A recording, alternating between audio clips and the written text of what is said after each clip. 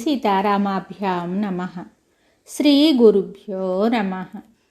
శ్రీమద్ వాల్మీకి రామాయణము బాలకాండము 30వ సర్గము. రామలక్ష్మణులు సుబాహు మారీచాది రాక్షసులను నిగ్రహించుట, విశ్వామిత్ర యాగమును సంరక్షించుట, శత్రు సంహార దక్షులను దేశకాలములను గుర్తించి దానికి అనుగుణంగా మాట్లాడగలవారును అయిన రామలక్ష్మణులు విశ్వామిత్రుడితోటి ఇలా అన్నారు. పూజ్యుడవైన ఓ బ్రహ్మర్షి, ఆ రాక్షసులు యజ్ఞమునకు విఘ్నములను కలిగించుటకై ఎప్పుడు వస్తారో దయతో తెలపండి.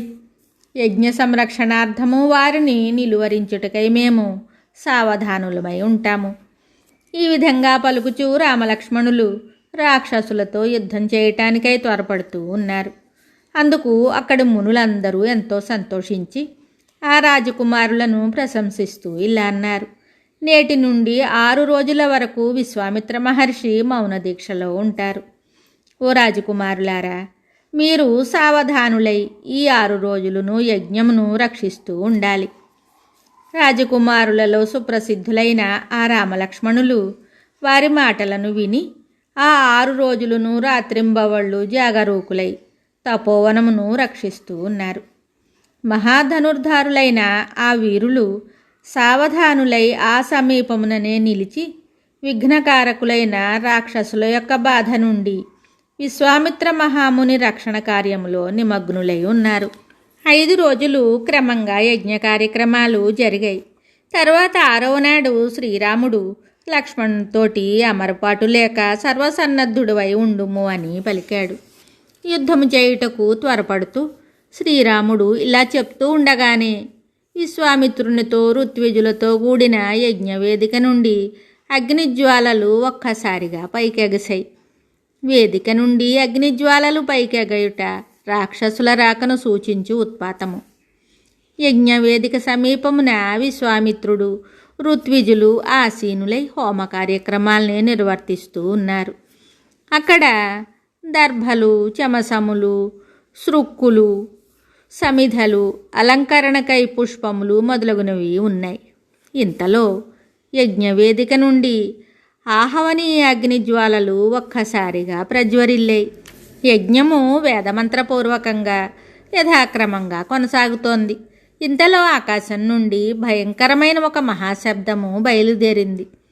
వర్షాకాలమున ఆకాశమును క్రమ్ముకొంచు వచ్చడి మేఘముల వలె రాక్షసులు తమ మాయలను ప్రయోగిస్తూ పరుగు పరుగున వచ్చారు. భయంకరులైన మారీచ సుబాహువులు వారి అనుచరులు అక్కడికి చేరి కుండపోతగా రక్తాన్ని వర్షించారు. ఆ రక్తవృష్టితో వేదిక యొక్క పరిసరాలన్నీ కూడా తడిసిపోయాయి. తమ్మునితో కూడిన శ్రీరాముడు అట్టి వేదికను చూసి కోపించి వెంటనే ముందుకు దూసుకొని వచ్చి ఆకాశముననున్న రాక్షసులను చూశాడు. రాజీవలోచనుడైన శ్రీరాముడు ఆ విధంగా వచ్చి పడుచున్న రాక్షసులను చూసి లక్ష్మణుని వైపు మరలి సాభిప్రాయంగా చూసి ఇలా అన్నాడు. ఓ లక్ష్మణ, వాయువు మేఘములను వలె మాంసభక్షకులు దుర్మార్గులు అయిన ఆ రాక్షసులను మానవాస్త్రంతో చెల్లా చెదురుగా వించెదను చూడుము. ఇట్టి పిరికి పందలను సంహరించుటకు ఏమాత్రము ఇష్టపడను అని పలికి శ్రీరాముడు తన చాపమునందు శరమును సంధించెను. మిక్కిలు కోపించిన వాడై రాఘవుడు మిగుల శక్తిమంతమైన కాంతులను విరజిమ్ముచున్న మానవాస్త్రమును మారీచుని వక్షస్థలంపై ప్రయోగించాడు. ఆ మారీచుడు అమోఘమైన మానవాస్త్రము దెబ్బకు 100 యోజనముల దూరమున సముద్ర జలముల్లో పడిపోయాడు. సీతేషు అను బలమైన శరాఘాతమునకు గురి అయిన మారీచుడు స్పృహను కోల్పోయి గిరగిరా తిరుగుతూ దూరమునకు కొట్టుకొని పోతూ ఉన్నాడు. అట్టి మారీచుని చూచి శ్రీరాముడు లక్ష్మణునితోటి ఇలా అన్నాడు.